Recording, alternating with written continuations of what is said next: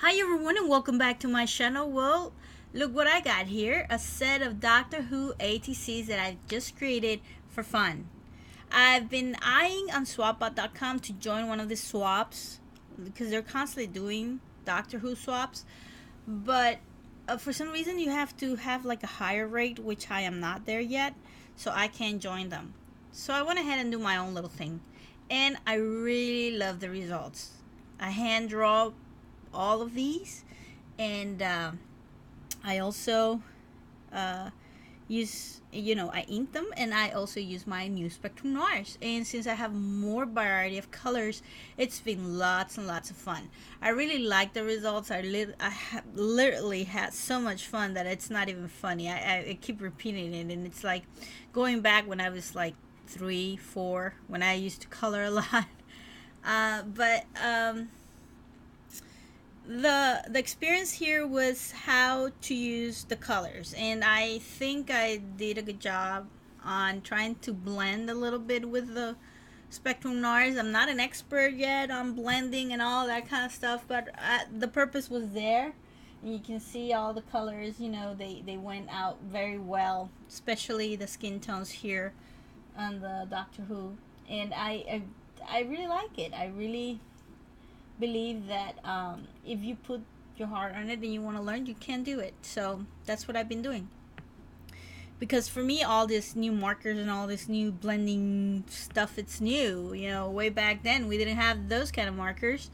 I think I remember we had Prismacolors, and I did a lot of blending with those, but they were so expensive, it was not even funny, and the projects were huge, and I don't really have any work I did way back then to show you, but I did.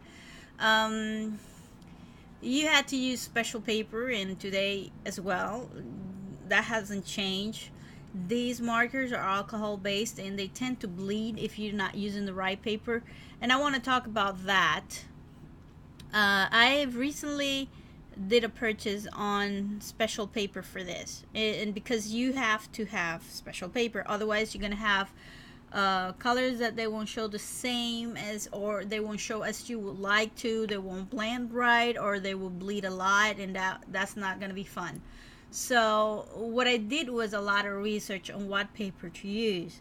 I've been eyeing every time I go to the store, trying to think what is the best paper to get, and they're expensive, but I think they're worth the money. Now, in the videos before, I use Canson regular drawing paper, and that worked for me okay. It was not that bad, but it bleed on the back. Also, if I use my sketching book, it also will bleed, and it tends to not look that great. Now, let's talk about this ATC specifically. The ATCs, I use a new paper that I got from Canson as well, and this is a fanboy illustration. It's a manga. Let me see if I can show you, if I can go a little bit back so you can see what I use.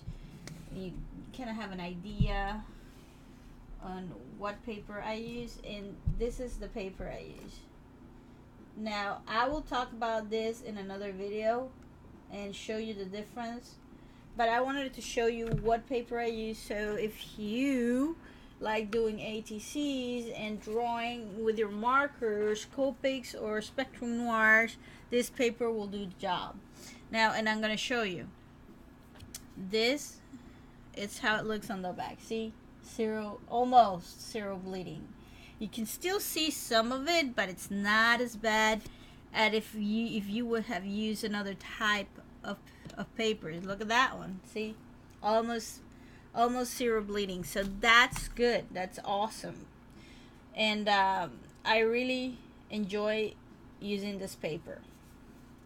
Now, what I encounter when I did the ATCs, when I cut them, was that if you remember, if you go back to my videos where I got this spell binders ATC trading card, which is a die cutting stencil or cookie This won't cut the ATCs. I tried, and I'm gonna show you. See, I tried cutting it and it didn't go through, and that's because this is sort of like a cardstock paper. It's very thick, and the spellbinder won't cut it. It's just as simple as that. So that was a bummer. But I always had my backup plan, and my backup plan was to use my Team Holtz Movers and Shaper, ATC, and Corners die. And that went beautifully.